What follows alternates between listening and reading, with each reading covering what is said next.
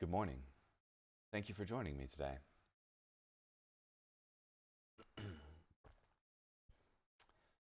This morning we'll be in Ecclesiastes, chapter 10, verse 1, through chapter 12, verse 14.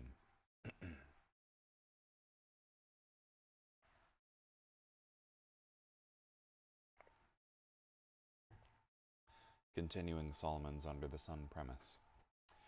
One dead fly makes the perfumer's ointment give off a rancid stench, so a little folly can outweigh much wisdom.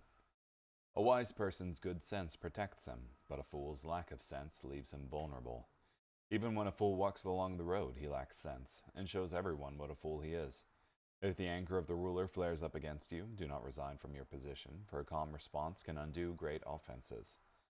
I have seen another misfortune on the earth. It is an error a ruler makes. Fools are placed in many positions of authority, while wealthy men sit in lowly positions. I've seen slaves on horseback and princes walking on foot like slaves. One who digs a pit may fall into it, and one who breaks through a wall may be bitten by a snake. One who quarries stones may be injured by them. One who splits logs may be endangered by them. If an iron axe head is blunt and a workman does not sharpen its edge, he must exert a great deal of effort, so wisdom has the advantage of giving success. If the snake should bite before it is charmed, the snake charmer is in trouble. The words of a wise person win him favor, but the words of the fool are self-destructive. At the beginning, his words are foolish, and at the end his talk is wicked madness. Yet a fool keeps on babbling. No one knows what will happen. Who can tell him what will happen in the future? The toil of a stupid fool wears him out, because he does not even know the way to the city. Woe to you, O land, when your king is childish, and your prince feasts in the morning. Blessed are you, O land, when your king is the son of nobility, and your princes feast at the proper time, with self-control and not in drunkenness. Because of laziness, the roof caves in, and because of idle hands, the house leaks. Feasts are made for laughter, and wine makes life merry, but money is the answer for everything.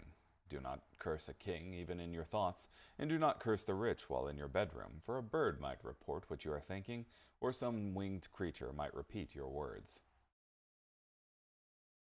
Send your grain overseas, for after many days you will get a return. Divide your merchandise among 7 or 8, or even 8 investments, for you do not know what calamity may happen on earth. If the clouds are full of rain, they will empty themselves on the earth, and whether a tree falls to the south or to the north, the tree will lie wherever it falls.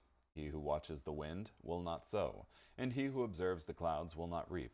Just as you do not know the path of the wind, or how the bones form in the womb of a pregnant woman, so you do not know the work of God who makes everything. Sow your seed in the morning, and do not stop working until the evening, for you do not know which activity will succeed, whether this one or that one, or whether both will prosper equally. Light is sweet, and it is pleasant for a person to see the sun. So if a man lives many years, let him rejoice in them all, but let him remember that the days of darkness will be many. All that is about to come is obscure.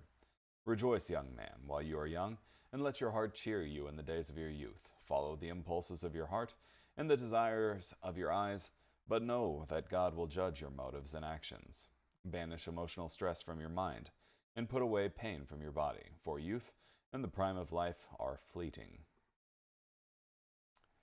So remember your Creator in the days of your youth, before the difficult days come, and the years draw near when you will say, I have no pleasure in them. Before the sun and the light of the moon and the stars grow dark, and the clouds disappear after the rain, when those who keep watch over the house begin to tremble, and the virile men begin to stoop over, and the grinders begin to cease because they grow few, and those who look through the windows grow dim. And the doors along the street are shut when the sound of the grinding mill grows low, and one is awakened by the sound of a bird, and all their songs grow faint. And they are afraid of heights and the dangers in the street. The almond blossoms grow white, and the grasshopper drags itself along, and the caperberry shrivels up, because man goes to his eternal home, and the mourners go about in the streets. Before the silver cord is removed, or the golden bowl is broken, or the pitcher is shattered at the well, or the water wheel is broken at the cistern, and the dust returns to the earth as it was, and life's breath returns to God who gave it. Absolutely futile, laments the teacher. All of these things are futile. Not only was the teacher wise, but he also taught knowledge to the people. He carefully evaluated and arranged many proverbs. The teacher sought to find delightful words, and to write accurately truthful sayings. The words of the sages are like prods, and the collected sayings are like firmly fixed nails. They are given by one shepherd. Be warned, my son, of anything in addition to them. There is no end to the making of many books, and much study is exhausting to the body. Having heard everything, I have reached this conclusion. Fear God, and keep his commandments, because this is the whole duty of man. For God will evaluate every deed, including every secret thing, whether good or evil. Thus ends Ecclesiastes.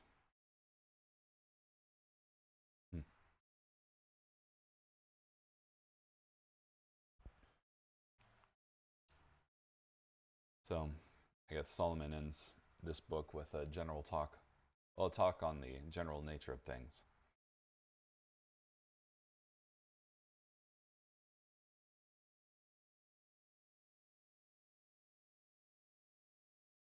One dead fly makes the perfumer's ointment give off a rancid stench, so a little folly can outweigh much wisdom. Yeah. Um, you can definitely have, like, a whole bunch of wise actions proceeding in procession, one after another, and then one little thing happens and destroys the whole batch. So,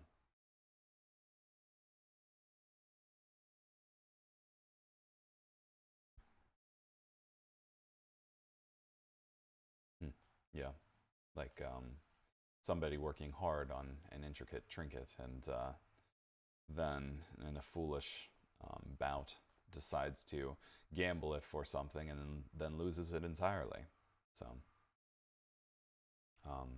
all the many hours that were spent making it previously account for nothing.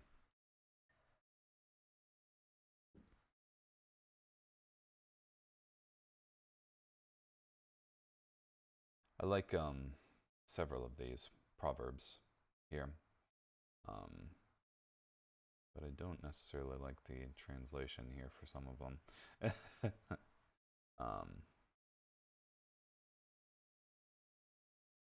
Oh goodness.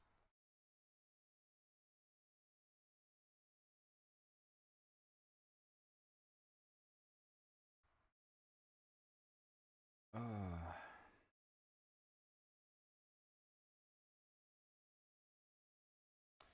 Maybe I'm just like in the wrong chapter. Or maybe I should just switch back to what I had before. Resign. Oh, there we go. Verse 4. If the anger of the ruler flares up against you, do not resign from your position, for a calm response can undo great offenses.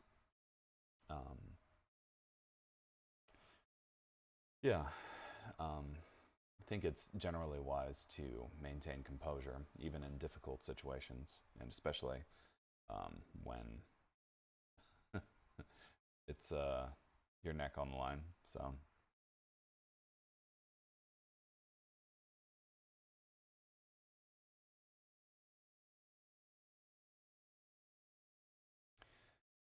yeah, and also you have more of the under the sun premise here with 10:19. Men prepare a meal for enjoyment, and wine makes life merry, and money is the answer for everything. In 10:19 there.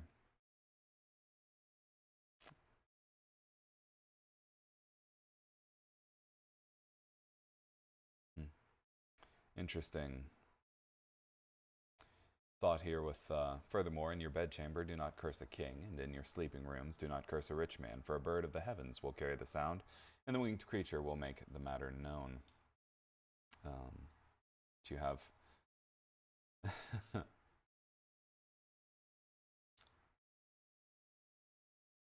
these secret thoughts making themselves evident? So,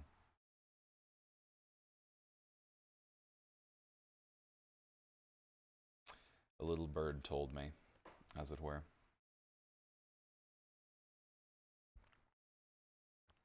The thought is suggestive. A king may hear of my wrongdoing, and I may suffer because it, even though I did not know he could learn of it. The same is true of my wrongdoing before God.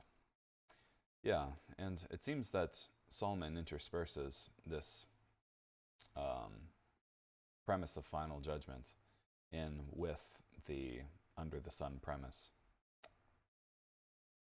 where you know, live your life, follow the desires of your eyes type thing, but know that God will judge in the end type thing.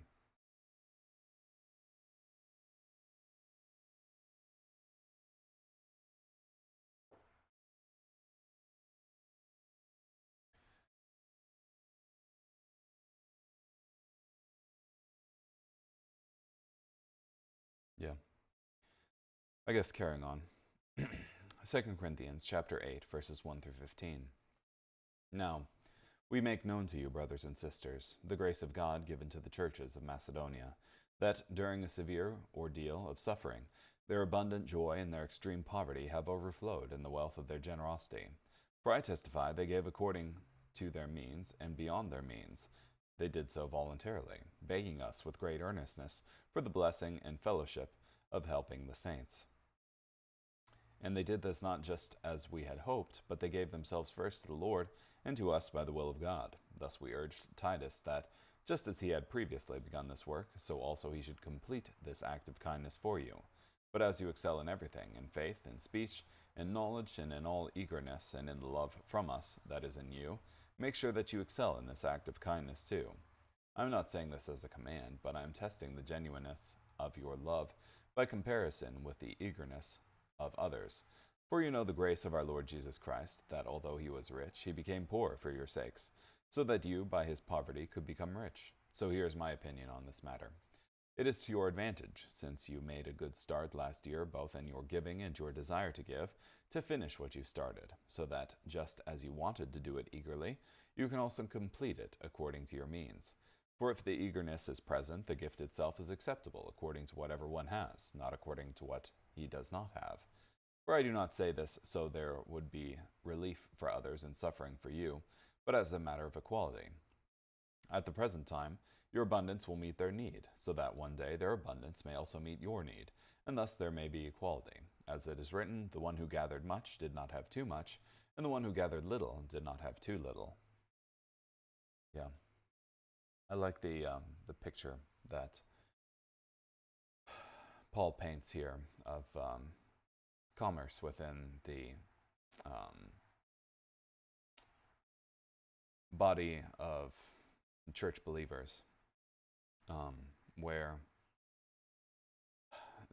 those who are doing well can support those who are not, and likewise to receive such when they're not doing well. I think it makes good sense for the body of Christ to support each other, and for the strong to support the weak, and yeah, so.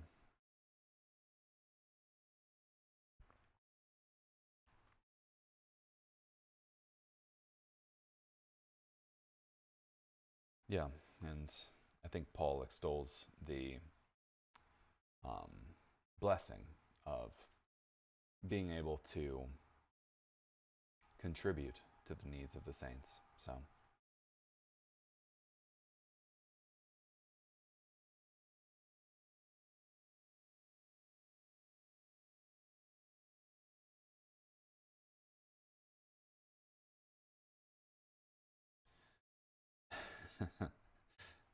the Corinthian Christians previously expressed a desiring and a readiness to give. Now they actually had to do it.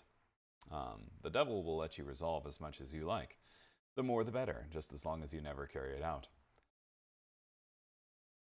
The tragedy of life so often is not that we have no high impulses, but that we fail to turn them into actions.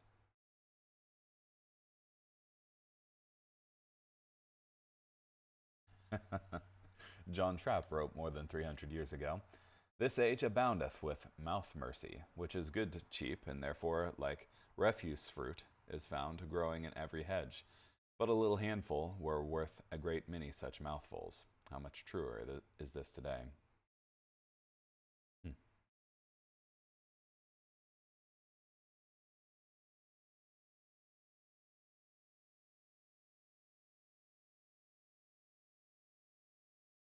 It is accepted according to what one has and not according to what he does not have.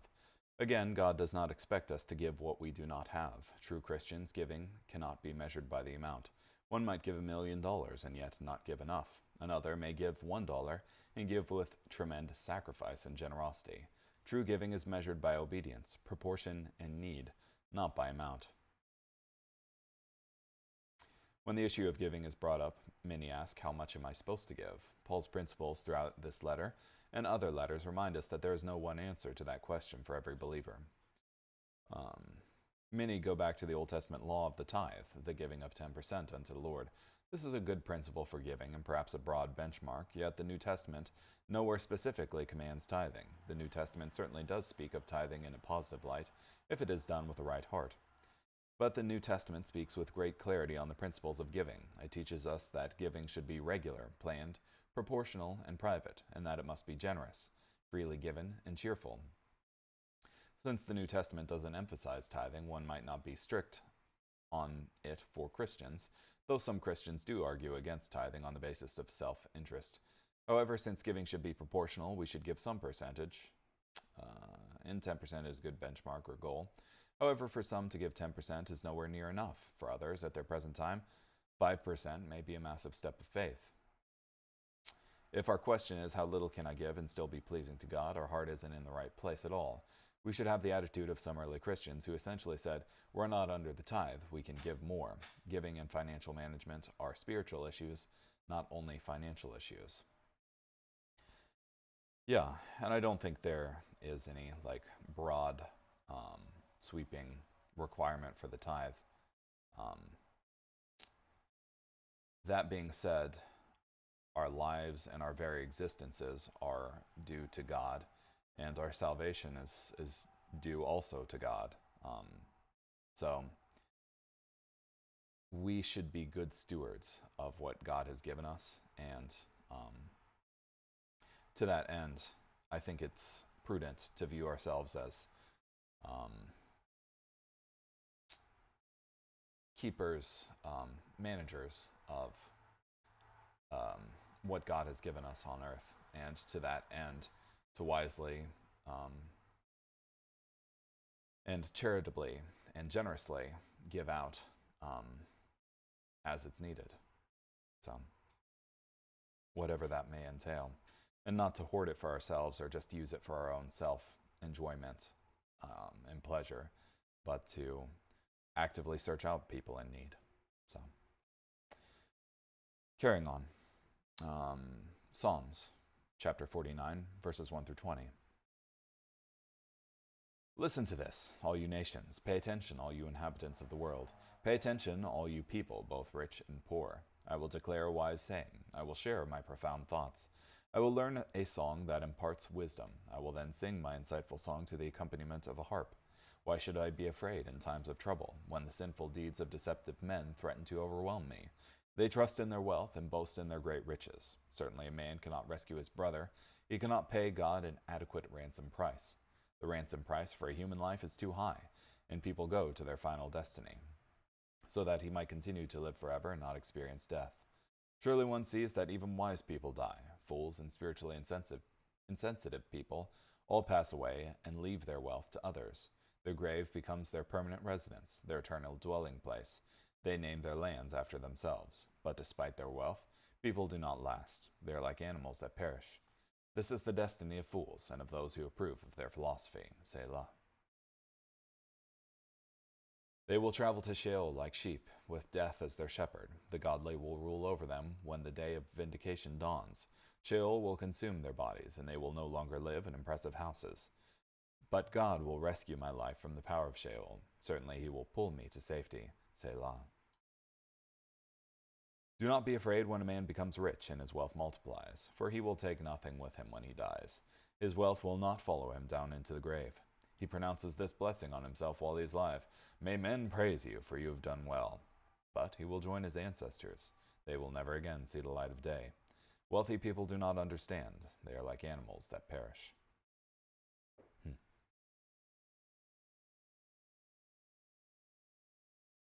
Yeah, it's interesting. I like the Well, I like the NASB's translation a lot.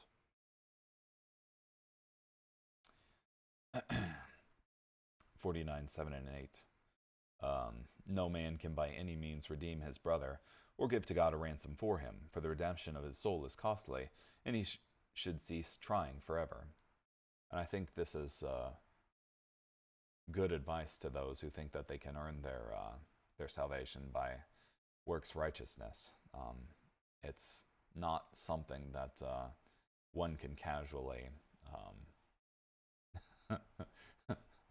bribe God with, and yeah, there's nothing that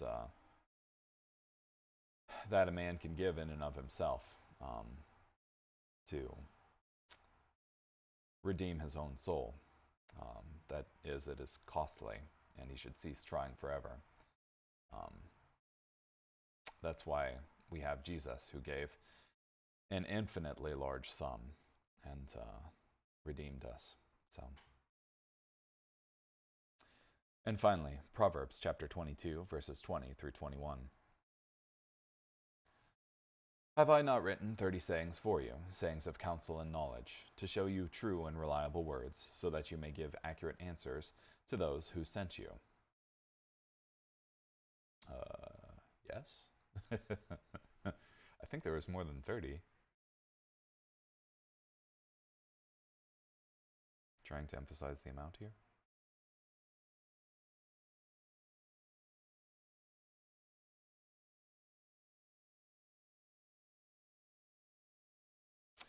Oh, interesting. I have instructed you today. Even the most brilliant moral sayings are powerless without personal application. Today refers to each day of the son's life because he is to have all of them always ready on his tongue. That I may make you know the certainty of the words of truth. The pursuit of wisdom makes us more confident in the truth, not less. Certainly, wisdom discovers that some things are more complicated and doubtful, but in general, it sees God and his truth with more clarity and certainty. Okay, well, thank you so much for joining me today. Hope you have a great day. Bye.